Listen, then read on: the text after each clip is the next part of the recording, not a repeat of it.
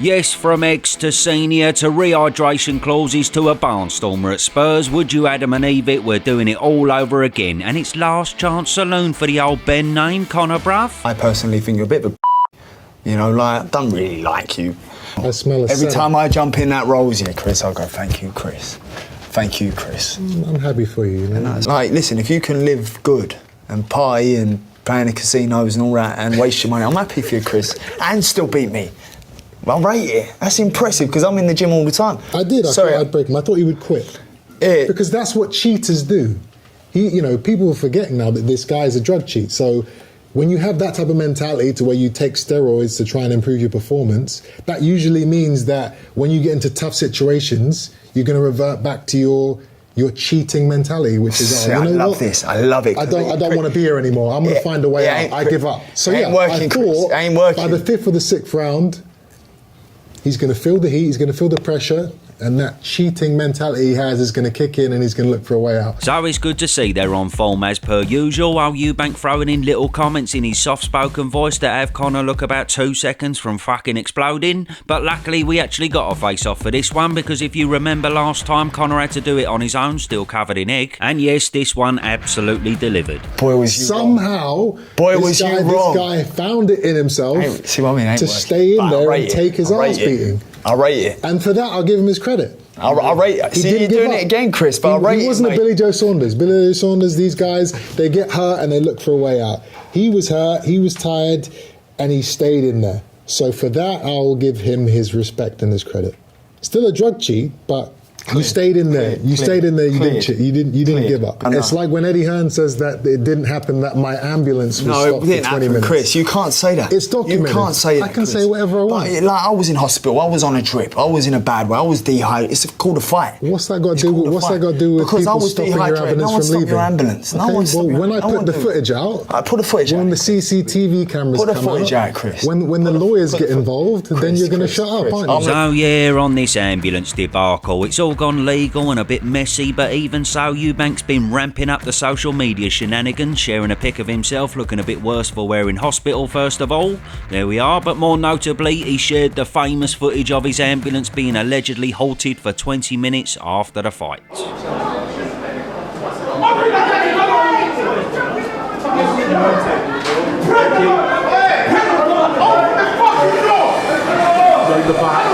The doctor walked us through the ambulance. I mean, okay, yes, that is a video of an ambulance, but, well, that's about fucking it. I'm not too sure this so-called damning evidence is going to hold up in court, Chris. I mean, it's not like Eddie Hearn was in front of the ambulance putting fucking cones out. Now, I'm not denying he wasn't held up for a period of time. He may well have been, but surely it was just a logistical problem with the security and all the fans knocking about. Well, obviously, we have to work with the promoter and the venues, and they have to abide by our regulations, etc. So we will supply all the doctors, make sure everything's in place at the medical room, etc. Obviously, when we heard about so-called issues, we looked into it, we investigated it straight away. We've then organised another meeting with the venue and the promoters' representatives and security, and that's moving forward. So the standards and governance that you set for the requirement of this event, I'm assuming, have been met by the promoter? Yes. Well, there's your answer. Well, there's the answer, Robert, isn't it? But the answer is everything went well with regard. The promoter did not do anything wrong that night with regard to procedures on the night. So yes, until we see the bang to rights footage, I think he is pissing in the wind with that one really, but maybe there's more to come anyway. What's different about this fight? What's different this time? What's new? What's fucking going on? Well, of course, the rehydration stuff is still a complete balls up. Nobody knows what the actual crack is. You got Eddie saying what we signed originally is a done deal, exactly the same as the first fight. Then you got BBC Benn saying yes, we signed for it, but well, we want to make changes. We aren't happy with the rehydration clause. The initial time it was put in front of us, it was an ultimatum. It was the fight's not happening unless this. And so I don't think it should not be used in this fight. Absolutely not. So Chris is in a difficult position then. Everything's been agreed.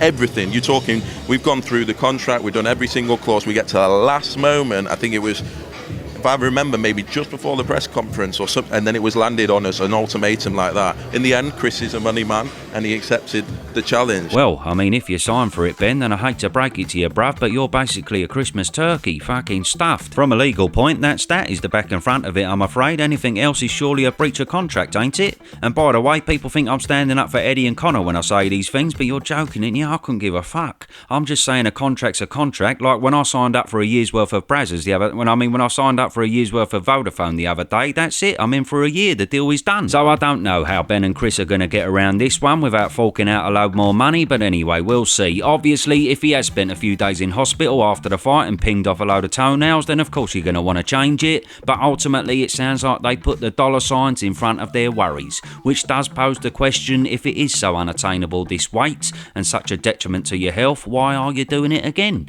I mean, there's plenty of other big payday fights out there at a comfortable 168 for Junior. The man is a monstrous draw nowadays. He could get Canelo, Shiraz, maybe even Terence Crawford. So we'll see, but obviously Eddie and Conor ain't going to budge because they've just lost the fight with the previous weight clause, so they ain't going to give Chris a further advantage. I don't know, expect carnage on weigh-in day once again, but regardless, nothing is going to stop them from getting in the ring Saturday night. Oh, well, yeah, outside of that, fucking hell. On top of that, though, another difference is Big Bo Mac in Junior's corner. I'm not sure how much to actually read into this, because to be fair, Eubank goes through trainers like Bonnie Blue goes through knobs. But to be fair, they did have a successful link-up for the Liam Smith rematch, even though many would agree that Smithy weren't 100%. Apparently, he wanted Bo Mac for the first fight, but he was preparing Crawford for Canelo, so Jonathan Banks was drafted in. Who is the better trainer, Bo Mac or Banks? You be the judge. But either way, Junior sees the benefit and thinks this man will be the key to getting the knockout this time around. Of course, he got the victory against Conor, Ben, but what's your overall perspective on the performance as a whole? Yes, he got the victory, but I figure it could be a little bit more of easier fight this time. Now, just quickly, before we talk about the fight, a big thank you to today's sponsor, Big It Up for Fume. Now, we all have bad habits and they're hard to shake, but Fume is here to replace that bad habit and help you break away from it. You may have heard about the flavoured air movement, but Fume is an award-winning flavoured air device which has no vapour, meaning you can use it anywhere. It contains no nicotine, so it's not addictive, and it uses non-toxic flavours in its cores, making it a perfect guilt-free alternative. It just don't get any better than their latest and most premium product yet, Fume Solano. Plus, there's no batteries, no cables and nothing to charge, which is a right result, and you're not limited to just one flavour because there's a range of belters to choose from. In fact, Fume is double clever because the flavours can mimic that throat hit without the need for actual vapour. By the by, I'm a fan of the crisp mint flavour and the orange vanilla, them two are crackers, and it's also built with calming benefits, magnets and metals that snap and click for all you fidgeters out there. Terrific stuff. So join over a whopping 700,000 people who have replaced them bad habits with Fume,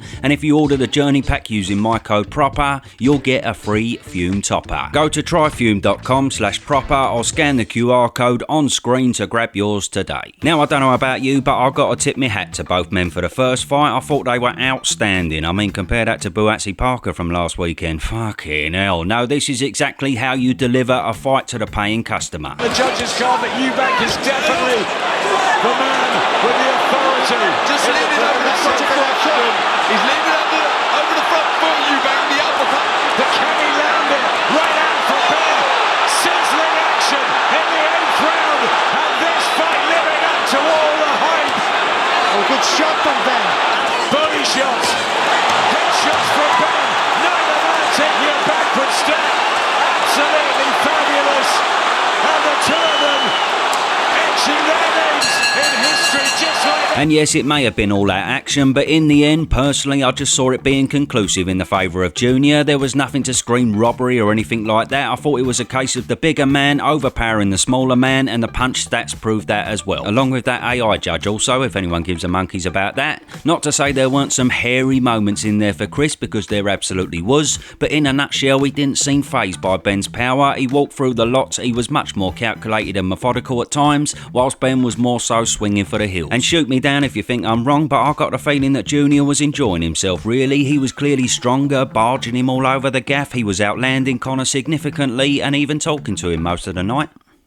Do you want a wee? No, I had one. I had one before we come out. And although there was a lot of talk about the effects of the rehydration to Eubank and his legs apparently looking heavy, sorry, but I personally disagree because I thought he also looked the fitter of the two, and especially in them final few rounds where it matters. In fact, 10 to 12 he threw over 100 more punches than Conor and landed over 60 more than him as well. So I just do wonder how depleted he really was, because depleted fighters don't usually have this much tenacity till the final bell, but again, just personal opinion. However, on that basis he was the clear victor. Then I'm thinking, why would the rematch be any different? Well, there are bound to be changes for this fight. Conor was a ticking time bomb last time. He had no patience about him at all and just wanted to throw the kitchen sink hoping something lands. He's bound to be a bit more controlled this time and come in with a slightly more methodical approach. I mean, whether that will last or not is the question, but either way he surely will at least attempt it. But the one thing that is a big worry for Junior is how much this brutal fight took out of him at the age of 36 years old. It may have took something out of Conor as well, don't get me wrong, but the fact is he was back in the gym a few days after the fight, ready to go, whereas Eubank on the other hand was seemingly hospital bound, bruised and battered, his head looking like it was stung by a 12-foot fucking wasp,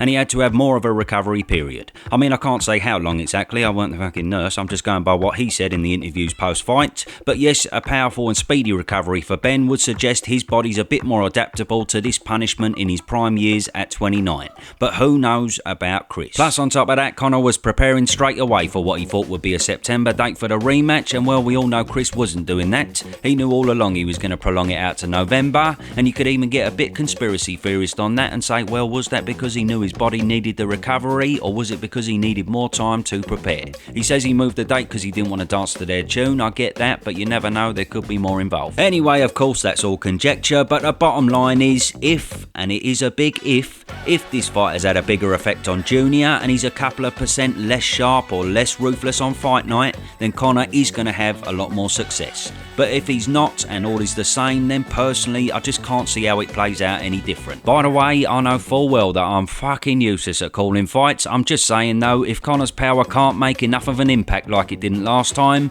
if Eubank's tenacity is still 100% and he's just as fit, then I don't know about you, but I can only see one winner. But then, can Eubank knock him out like he intends to do this time with Eubank in his corner? Well, it is a big ask with just one shot, because he's never been the hardest one-punch hitter, and Conor's shown he's got a decent chin and a brilliant heart, but I suppose there's nothing to stop Junior hurting him and going full Fabio Wardley on him, throwing the fucking kitchen sink to get the TKO. But I don't know about that really. I'm kind of expecting the same 12-round carnage that we had last time. And so that is that, bruv. Let me know your predicos below. I mean, in a way it's a bit of a mystery how this one turns out, because fights like this can't help but change the fighters going forward, but ultimately we'll have to see who's been affected the most. Either way, it means so much to both, all this family legacy bollocks, so it can't help but be another fucking cracker. Bring it on. Don't forget to join over a whopping 700,000 people who have replaced their bad habits with Fume, and if you order the journey pack using my code PROPER, you'll get a free Fume top-up. Go to tryfume.com/proper or scan the QR code on screen to grab yours today.